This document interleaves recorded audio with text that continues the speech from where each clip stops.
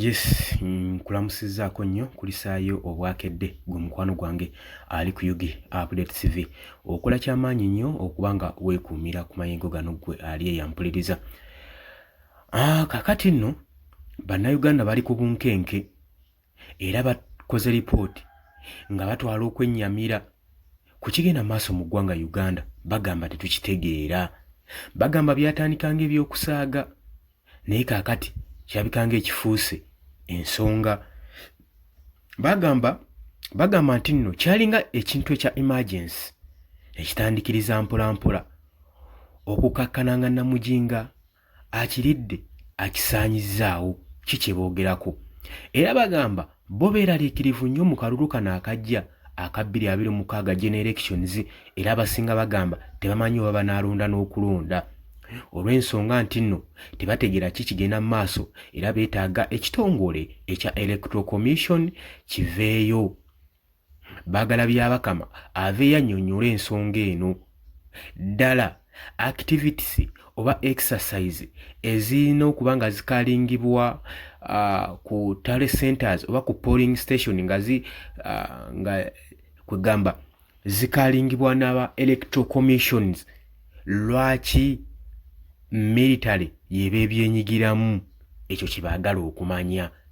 Newankubadde ebibuuzo bingi era bakyebuuza, ekitongole kino ekya Electoral Commission tekinnaba kuba nga kijjayo omutwe, kisobolayo omutwe kunnyonnyola ku nsonga zino, wabula kiseesudde muguluka.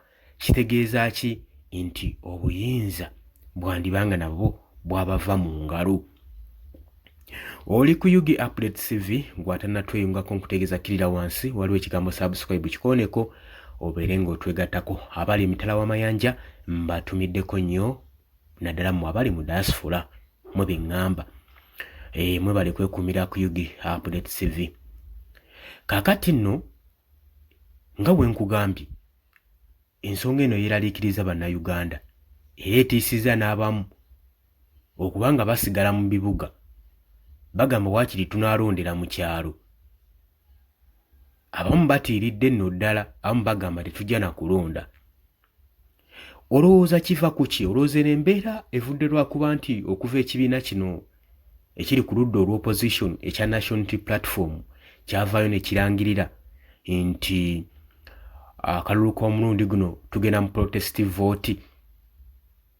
Olaba ndowooza y'ensonga lwaki gavumenti eraba nga solution eyinza okubeera nga edismissinga protest vote kwe kuyiwa amagye mu polling station zonna amagye ge gagavunaanyizibwa ku kalulu akanaagenda mu maaso mu 2026. Gulowooza we gute guli? Yo waayi oguba nga si we guli.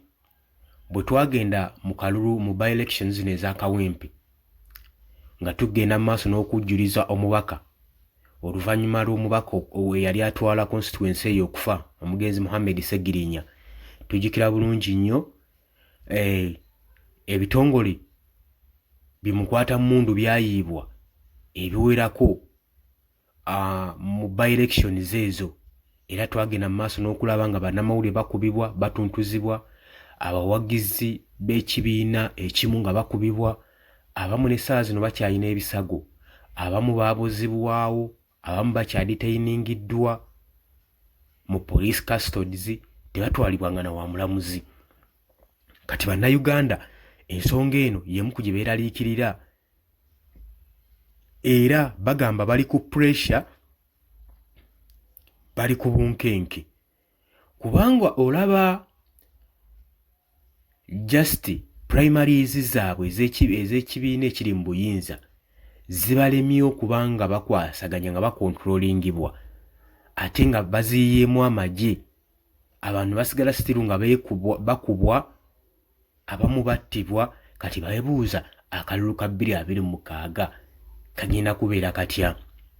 Njagala nno okutegeeza newankubadde ebibuuzo bino weebiri babyebuuza bannayuganda, Kugayi Byabakama akyasulisa omutwe mu ttaka tannavaayo kulambika bannayuganda ki ekigenda mu maaso, era nga gufuuse mugano ogw'okuyiwa amagye UPDF SFC mu polling stations ku tally centers. oba okitegeera gufuuse muze. Era Muhoozi Kainerugaba y'omu ku bakulira ebiwayi bino.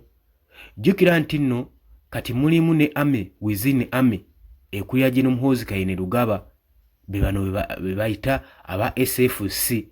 Kati tulinamu abajja ati bo tetumanyi bagwa mu tuluba ki, baani abavunaanyizibwako, kubanga n'okumala okukola omuvuyo omujjojjuuzi mu by-election eza Kawempe North baavaayo ne beewakana nti tebabamanyi, tebamanyikiddwako mayitire, tebamanyi gye basiguka. Kati ne twebuuza eggwanga ligenda mu maaso oba lidda mabega? Kyogamba eggwanga lyandibanga lyeyeekera lyokka na lyokka nga teryamanyi. Ebyo ebibuuzo byonna biri awo bingi nnyo. Tulabye military nga ziyibwa mu polling stations nga bagenda maaso n'okukuba abantu. Tebaganya bantu kwegamba kutambuza exercise yaabwe bulungi, buli kimu bwe bakyenyigiramu. Bataddewo akabonero ak'okutiisatiisa abantu obutasobola kwenyigira mu byakulonda. Tetumanyi lwaki ensonga zino ziri weziti. So bannayuganda bo beetaaga ekitongole ekya Electoral Commission kive kinnyonnyole ku nsonga eno. Bwe gubanga omulimu gulemeddwa omulimu, baweeyo obuyinza balabe engeri gye bayinza okuddukanyamu ensonga eno, baavanye okuteeka bannayuganda ku bunkenke n'okulalemesa okulonda omuntu waabwe gwe baagala okubafuga okutwala eggwanga lyabwe mu maaso. Kaakati nno ebyo nno nga bikyali awo, tulaba ebintu bingi nnyo ebize bibaawo mu mwaka guno. Mwe muli eky'okuyisa etteeka lya UPDF Amendment Bill ku mpaka. Oba okitegeera? Kati etteeka lino bannayuganda bagamba byali litegeke nga gwe guno omulimu gwalyo. Baali baagala oddiisa nga gwe mulimu gwalyo okwongera aba UPDF amaanyi, military amaanyi, okusobola nga beenyigira mu patriots zonna mu byobufuzi. Era bannayuganda beebuuza ddala amagye gakyagoberera constitution yaago egakugira okwegamba okubeera neutral, obuteenyigira mu byobufuzi, ate nga balaba ennaku zino gawambye nnyo ebyobufuzi, bagamba ki ekigenda mu maaso. Kati so omuntu yenna ali eyo gwe ng'okyatula constitution za Uganda ng'okyazitwala kwegamba ng'okyazirespectinga, okyazissaamu ekitiibwa era nga zogoberera, awo oli kafu. Kubanga bennyini abali mu buyinza abamendinga amateeka gano bennyini be bakuliddemu gamenya. Ogenda mu maaso n'okutattana demokrasiya n'ekitiibwa kya constitution y'eggwanga okifuula kasasiro. Oli ku Yugi Update TV kubadde osinze oba ng'otuwuliriza. Gw'olowooza otya ku nsonga eno? Jangu mu comment section otutangaaze. Gw'atannatweyungako kira wansi waliwo ekigambo subscribe. Mbagala nnyo mwera.